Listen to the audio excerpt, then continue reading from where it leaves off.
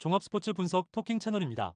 10년 이상의 실전 경험과 노하우를 담아 데이터 기반 핵심 분석부터 최강 배팅 전략까지 아낌없이 공유해드립니다. 수년간 운영된 전문 분석방 링크는 고정 댓글에서 바로 확인 가능합니다. 경기 알아보겠습니다. 산마리노 4-3-3 전형으로 라인을 형성하지만 전술적 응집력과 경기 완성도는 유럽 최약체 수준이다. 마테오니는 전방에서 공을 지켜내려 하지만 지원이 늦어 쉽게 고립된다. 파솔리니는 측면에서 왕성한 활동량을 보이나 공수 전환 속도가 느려 역습 시 전방 지원이 지연된다. 센솔리는 중원에서 볼을 연결하려 하지만 강한 압박을 받으면 패스 정확도가 흔들리며 빌드업이 자주 끊긴다. 수비 전환 시 포백 간격이 벌어지고 하프스페이스 커버가 느슨해져 상대 침투를 허용하는 장면이 많다.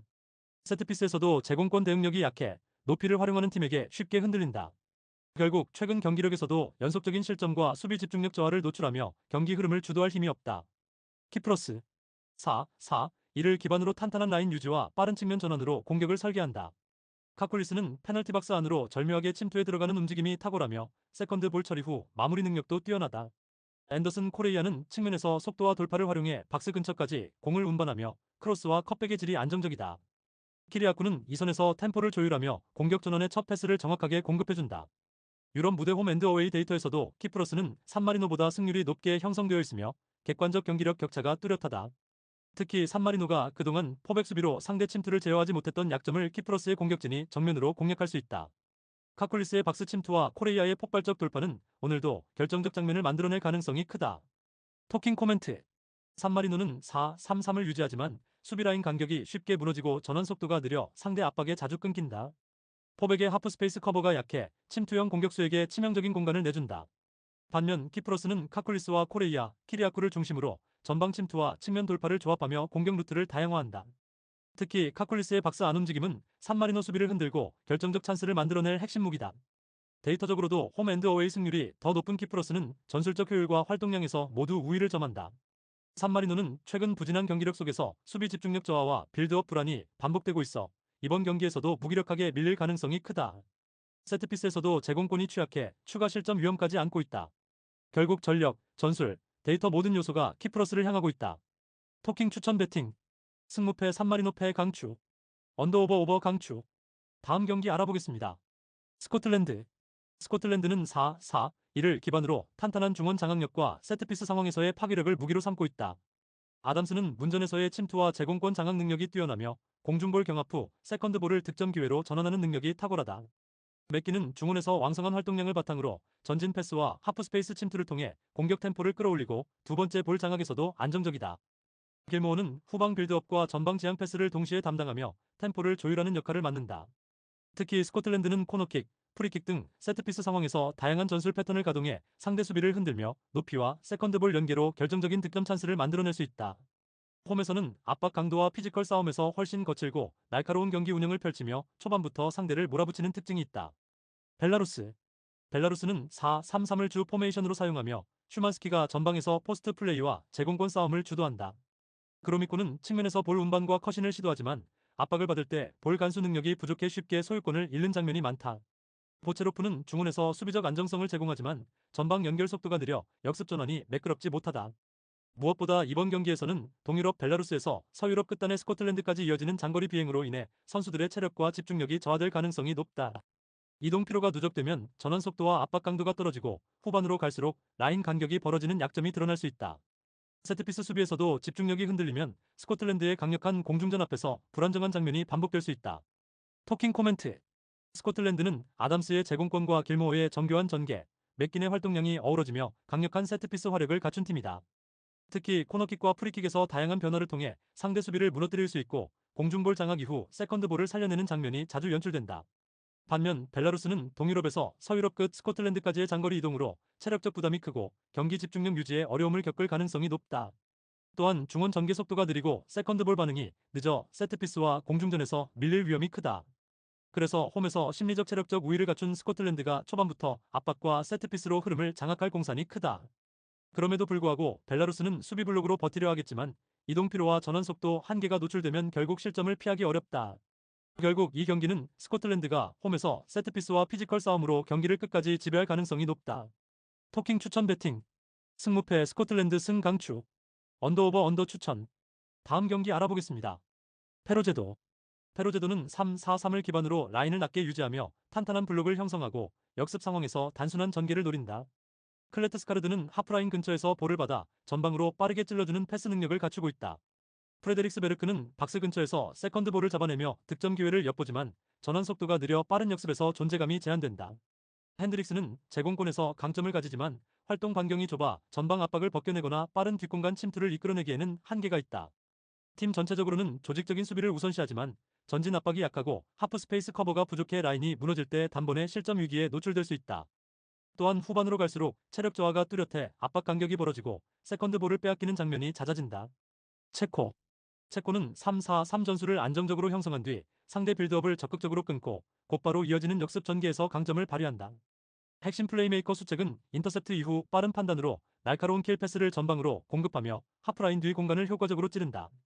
세르니는 육상 선수급 스피드를 자랑하며 상대 수비 뒷공간으로 치고 들어가 1대1 찬스를 만들어낼 수 있는 폭발력을 지녔다. 쉬크는 박스 안에서 제공권과 결정력을 동시에 갖추고 있으며 빠른 역습 상황에서도 최종 마무리를 책임질 수 있다. 체코는 기본적으로 중원에서 볼을 회수한 뒤 빠르게 전환하며 템포를 끌어올려 상대 수비 라인을 붕괴시키는 능력이 탁월하다. 세트피스에서도 수책과 쉬크의 제공권을 활용해 직접적인 위협을 가할 수 있는 팀이다. 토킹 코멘트. 체코는 단단한 3-4-3 블록을 유지하다가 볼을 빼앗는 순간 수책의 킬 패스를 기점으로 빠른 역습 전개를 완성한다. 세르니의 육상 선수급 스피드는 페로제도의 느린 수비 전환을 무너뜨리고 골키퍼와 1대1 상황을 만들어낼 수 있는 핵심 무기다. 쉬크는 이러한 역습의 최종 마무리를 책임지며 제공권과 결정력을 통해 박스 안에서 위협적인 존재감을 드러낸다. 반면 페로제도는 수비에 치중하지만 하프 스페이스 커버가 불안정하고 전진 압박이 약해 빠른 역습을 차단하기 어렵다. 또한 후반으로 갈수록 체력 저하와 간격 붕괴가 심해져 체코의 고속 전환 공격을 막아내기 힘들다. 결국 전술적 완성도와 전환 속도, 개개인의 스피드 우위에서 체코가 경기 주도권을 가져갈 가능성이 높다. 토킹 추천 배팅. 승무패 페로제도 패 강추. 언더오버 오버 강추. 다음 경기 알아보겠습니다. 네덜란드 4-3-3 전형으로 양쪽 풀백과 윙포워드가 동시에 전진하며 측면에서 수적 우위를 창출한다. 데파이는 박스 안에서 마무리 능력이 뛰어나고 등지는 움직임을 통해 이선 러너에게 공간을 만들어준다. 각부는 좌측에서 빠른 드리블과 강력한 중거리 슈팅을 활용해 상대 수비를 무너뜨리고 컷백 상황에서도 위협적이다. 프랭키 데용은 후방 빌드업과 전진 패스를 통해 경기 템포를 조율하며 하프 스페이스를 정확히 공략한다. 그래서 네덜란드는 포백 기반의 구조를 활용해 측면에서 2대1 우위를 만들고 하프 스페이스 침투로 결정적인 찬스를 양산할 수 있다. 특히 홈 경기에서는 높은 점유율과 빠른 템포 전개로 상대를 진영 깊숙이 몰아붙이며 압박 강도를 유지한다. 핀란드 3-5-1-1 전형을 사용하며 3백 기반의 안정적 수비를 추구한다. 포우얀팔로는 박스 안에서 피지컬을 활용해 공중전과 연계 플레이에 기여하지만 속도가 빠른 수비를 상대할 때 고립되기 쉽다. 옌센은 이선에서 활동량과 연계 패스를 통해 빌드업에 힘을 보태지만 강한 압박을 받을 때 볼 소유 안정성이 떨어진다. 앤트맨은 순간적인 돌파와 침투에 능하지만 팀 전개 속도가 느려지면 기회를 살리기 어렵다. 문제는 3백과 단일 윙백 구조로 인해 측면에서 수적 열세를 피하기 어렵다는 점이다. 양쪽 측면에서 1대1 수적 불리함이 반복될 경우 페널티 박스 측면 하프 스페이스까지 쉽게 열릴 가능성이 높다. 그래서 네덜란드의 빠른 패스 전환과 윙포워드 침투를 막아내기가 쉽지 않다. 토킹 코멘트. 이번 경기는 측면 숫자, 싸움과 포메이션 상성이 승부를 좌우할 가능성이 높다.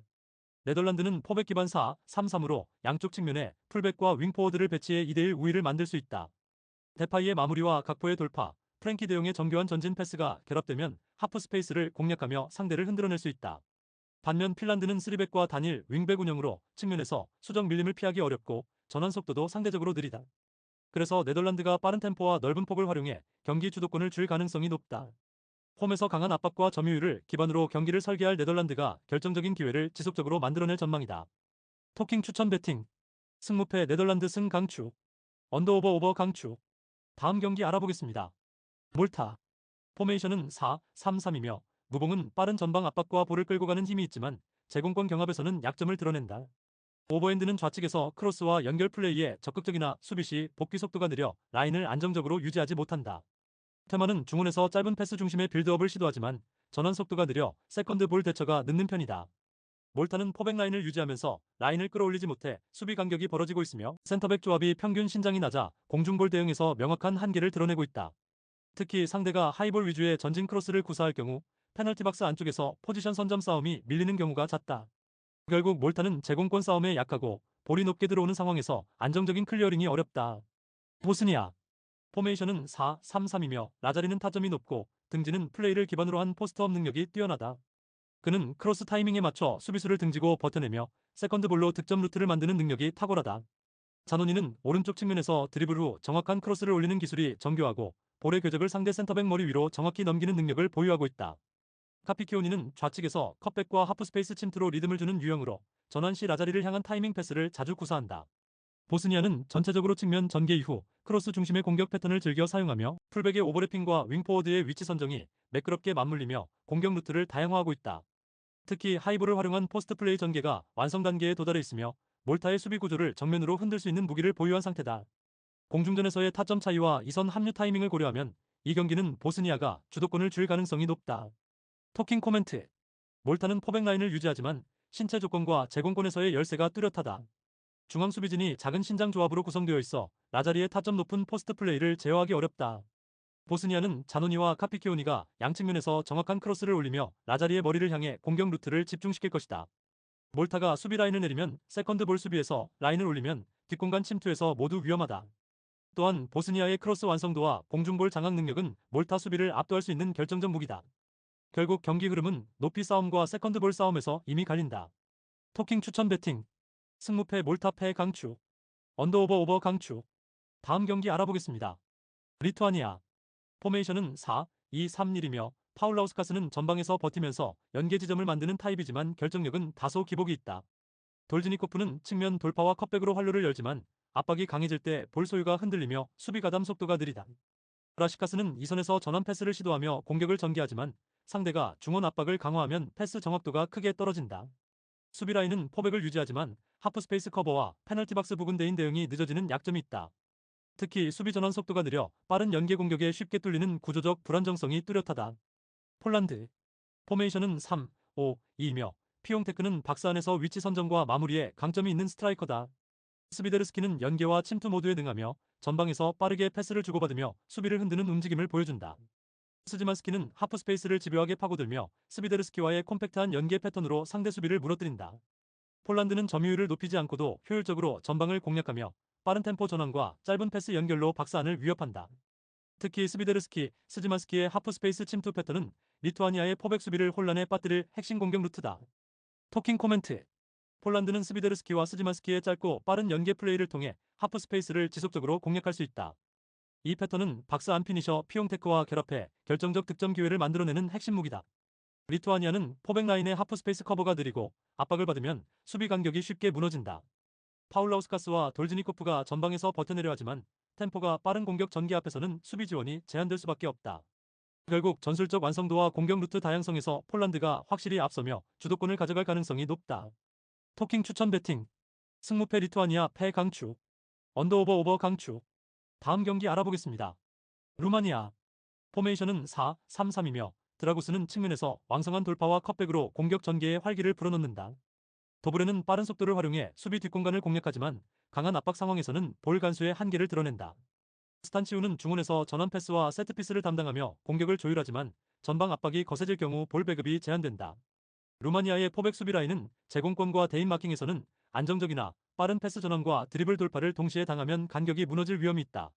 특히 하프스페이스 커버와 뒷공간 대응 속도가 한 박자 늦어질 때 위협적인 상황을 허용할 수 있다. 오스트리아.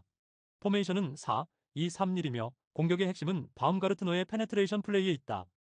바움가르트너는 폭발적인 드리블과 타이밍 침투로 포백 라인을 흔들며 하프 스페이스를 무너뜨리는 데 능하다. 사비체르는 중원에서 볼 배급과 전진 패스를 책임지며 페널티 박스 근처에서 얻어낸 프리킥을 인프런트로 감아차며 직접 골망을 흔들 수 있는 킥력을 보유하고 있다.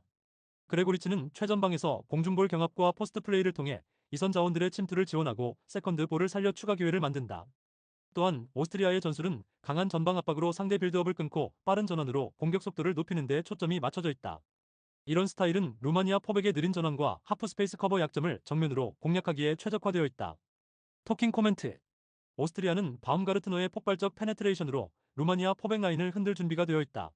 사비체르의 정교한 전진 패스와 인프런트 프리킥은 세트피스 상황에서 직접 득점으로 이어질 위협을 제공할 것이다.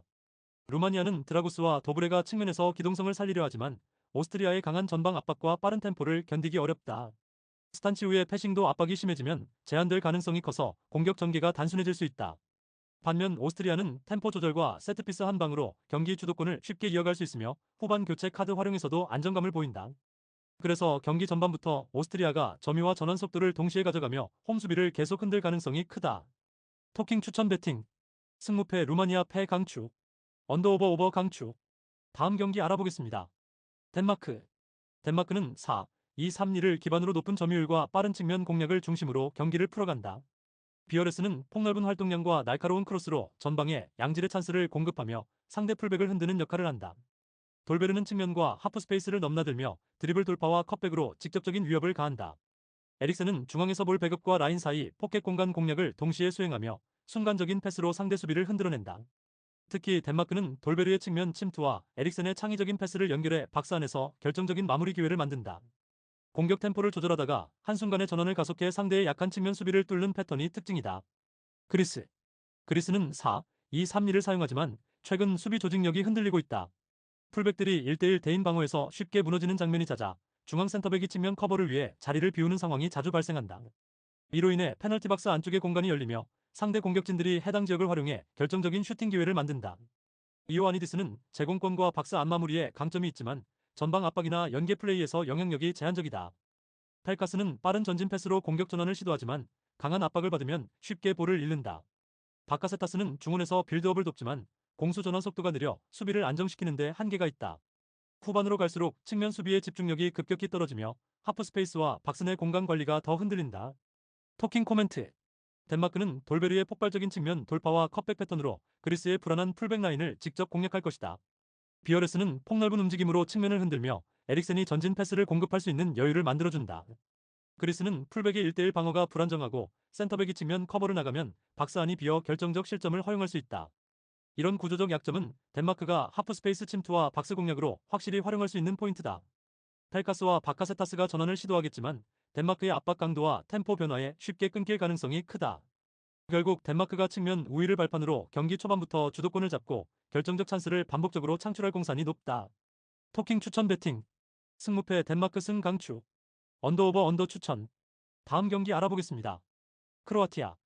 크로아티아는 4-2-3-2를 기반으로 후방 빌드업을 안정적으로 전개하며 점유율을 높여 상대를 지배하는 스타일을 유지한다.